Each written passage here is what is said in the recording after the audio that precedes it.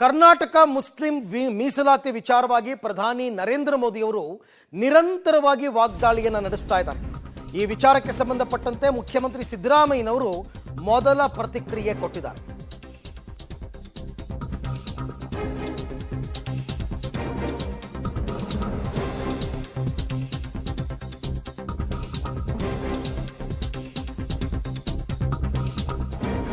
Karnataka Muslim ಮೀಸಲಾತಿ ಬಗ್ಗೆ ಪ್ರಧಾನಿ ಮೋದಿ ತಮ್ಮ ಪ್ರಚಾರ ಭಾಷಣದಲ್ಲಿ ಪದೇ ಪದೇ ವಾಗ್ದಾಳಿ ಮಾಡ್ತಾ ಇದ್ದಾರೆ. ಇದಕ್ಕೆ ಸಂಬಂಧಪಟ್ಟಂತೆ ಸಿಎಂ ಸಿದ್ದರಾಮಯ್ಯನವರ ಮೊದಲ ಪ್ರತಿಕ್ರಿಯೆ. ಮುಸ್ಲಿಂ ಮೀಸಲಾತಿ ವಿಚಾರದಲ್ಲಿ ಮೋದಿ ಅವರು ಸುಳ್ಳು ಹೇಳ್ತಾ ಇದ್ದಾರೆ. ಮುಸ್ಲಿಮರಿಗೆ 28 ವರ್ಷಗಳಿಂದ 4% ಮೀಸಲಾತಿ ಇದೆ. 1994ರಲ್ಲಿ ಚಿನ್ನಪ್ಪ ಆಯೋಗ ಮುಸ್ಲಿಮರಿಗೆ ಮೀಸಲಾತಿಯನ್ನು ಶಿಫಾರಸು ಮಾಡಿತ್ತು. ಬೊಮ್ಮಾಯಿ ಸರ್ಕಾರ ಈ ಮೀಸಲಾತಿಯನ್ನು ಕಿತ್ತಾಕಿತ್ತು. ಸುಪ್ರೀಂ ಕೋರ್ಟ್ ಈಗ ಮೀಸಲಾತಿ ಹೇಗಿದೆಯೋ ಹಾಗೆ ಮುಂದುವರಿಸೋದಕ್ಕೆ ಸೂಚನೆ ಕೊಟ್ಟಿದೆ.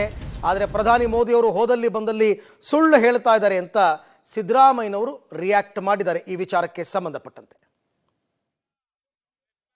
4% ರಿಸರ್ವೇಷನ್ ಇತ್ತಲ್ಲ, ಸುಮಾರು ಮೋರ್ ದೆನ್ 20 ಇಯರ್ಸ್ ಇಂದ 28 ವರ್ಷದಿಂದ 94ನೇ ಇಸ್ವಿನಲ್ಲಿ ಜಾರಿಗೆ ಬಂತು. ಚಿನ್ನಪ್ಪ ರೆಡ್ಡಿ ವರದಿ, ಚಿನ್ನಪ್ಪ ರೆಡ್ಡಿ ಆಯೋಗ ಶಿಫಾರಸು ಮಾಡಿತ್ತು ಮುಸಲ್ಮಾನರಿಗೆ 4% ರಿಸರ್ವೇಷನ್ ಕೊಡಬೇಕು ಅಂತ. ನಂಬರ್ 1. ನಂಬರ್ 2, ಕಳೆದ ಬಿಜೆಪಿ ಸರ್ಕಾರ, ಬಸವರಾಜ ಬೊಮ್ಮಾಯಿ ಸರ್ಕಾರ ಅದನ್ನು ತೆಗೆದಾಕಿದ ಮೇಲೆ ಸುಪ್ರೀಂ ಕೋರ್ಟ್ಗೆ ಹೋದರು. ಸುಪ್ರೀಂ ಕೋರ್ಟ್ನಲ್ಲಿ ಏನಂತ ಹೇಳಿದ್ದಾರೆ ಗೊತ್ತಾ ನಿಮಗೆ? ಇದೇ ಬಿಜೆಪಿ ಸರ್ಕಾರ ಸುಪ್ರೀಂ ಕೋರ್ಟ್ ಮುಂದೆ ಏನು ಹೇಳಿದೆ, ಸುಪ್ರೀಂ ಕೋರ್ಟ್ನಲ್ಲಿ ಅಂಡರ್ಟೇಕ್ ಮಾಡ್ಕೊಂಡಿದ್ದಾರೆ, ನಾವು ರಿಸರ್ವೇಷನ್ ಹೇಗಿತ್ತು ಹಾಗೆ ಮುಂದುವರಿಸ್ತೀವಿ. ಇವತ್ತು ಕೂಡ 4% ರಿಸರ್ವೇಷನ್ ಮುಂದುವರಿತಾ ಇದೆ. ಸುಪ್ರೀಂ ಕೋರ್ಟ್ ಮುಂದೆ ಬಿಜೆಪಿಯವರೇ ಅಂಡರ್ಟೇಕ್ ಮಾಡ್ಕೊಂಡಿದ್ದಾರೆ. ಗೊತ್ತಾಯ್ತಾ ನಿಮಗೆ?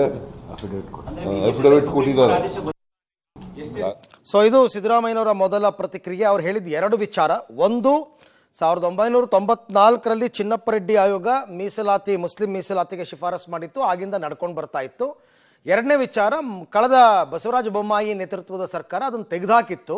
ಆದರೆ ತೆಗೆದುಹಾಕದ ಮೇಲೂ ಕೂಡ ಸುಪ್ರೀಂ ಕೋರ್ಟ್ನಲ್ಲಿ ಈಗೇನಿದೆ ಮೀಸಲಾತಿ ಅದನ್ನೇ ಮುಂದುವರಿಸ್ತೀವಿ ಅಂತ ಹೇಳಿದ್ದಾರೆ. ಹಾಗಾಗಿ ಈ ಕ್ಷಣಕ್ಕೂ ಕೂಡ 4% ಮುಸ್ಲಿಮರ ಮೀಸಲಾತಿ ರಾಜ್ಯದಲ್ಲಿ ಮುಂದುವರಿತಾ ಇದೆ. ಆದರೆ ಮೋದಿಯವರು ಸುಳ್ಳು ಹೇಳ್ತಾ ಇದ್ದಾರೆ ಅಂತಕ್ಕಂಥ ಮಾತನ್ನು ಮುಖ್ಯಮಂತ್ರಿ ಸಿದ್ದರಾಮಯ್ಯನವರು ಸ್ಪಷ್ಟಪಡಿಸಿದ್ದಾರೆ.